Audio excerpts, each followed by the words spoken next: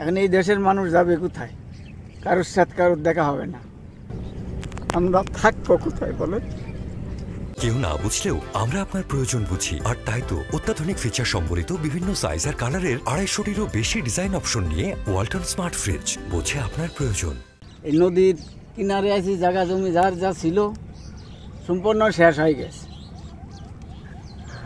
এখন আপনার এই যে ঘর বাড়ি দেখা যাচ্ছে, আমার ভাই চাচা ভাই ভাস্তি যে যেখানে আছে সবই তার বিলীন হয়ে যাচ্ছে। এখন এই দেশের মানুষ যাবে কোথায়? কারোর সাথে কারোর দেখা হবে না। আজ দীর্ঘ কয় বছর ধরে দেখা যাচ্ছে আপনার এদিকে আজ 3 বছরে 3-4 কিলো ভাঙি চলে আসছে।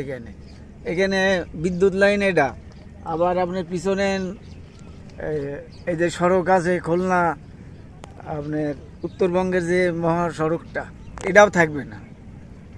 এখন আমার এই সরকারের কাছেই আমার আকুল আবেদন, আমার এটার যেন ব্যবস্থা করে।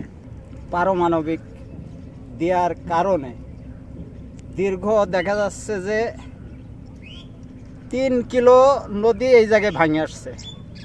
আমাদের বাড়ি ঘর সম্পূর্ণ হুমকির মুখে। জমি তো গেছেই, এবার শুধু বাড়ি ঘরটুকু আছে, তাও যাবার মুখে আছে।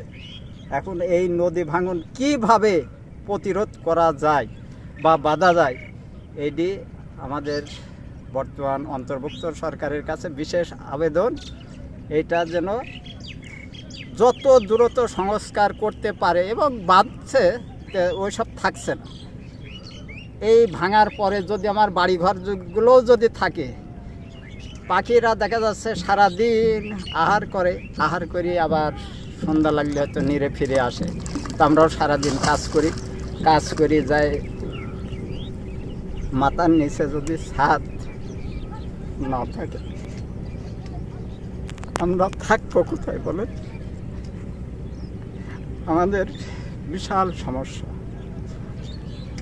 এই হচ্ছে আমার সরকারের কাছে ব্যাকুল আবেদন, আমাদের জন্য যত দ্রুত এই কাজটা সরকার করে।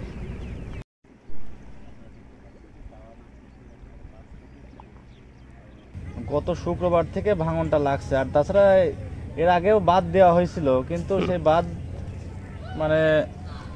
বাঁধের কাজটা সেইভাবে মানসম্মত না হওয়ার কারণে সব আবার নদী গর্ভে চলে যায়।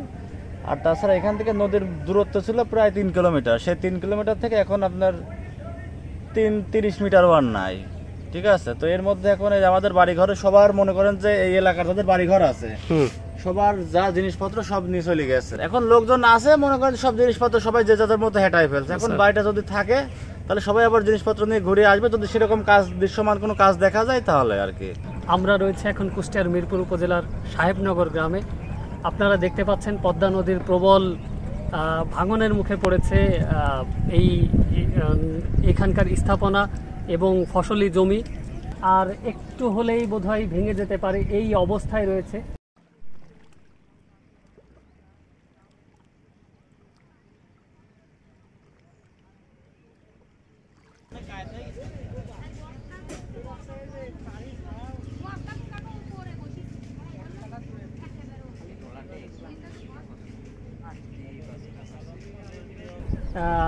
পানি উন্নয়ন বোর্ডের পক্ষ থেকে এখানে জিও ব্যাগ ফেলানো হচ্ছে, তারপরেও স্থানীয়দের অভিযোগ এই জিও ব্যাগ ফেলানো যথেষ্ট হচ্ছে না।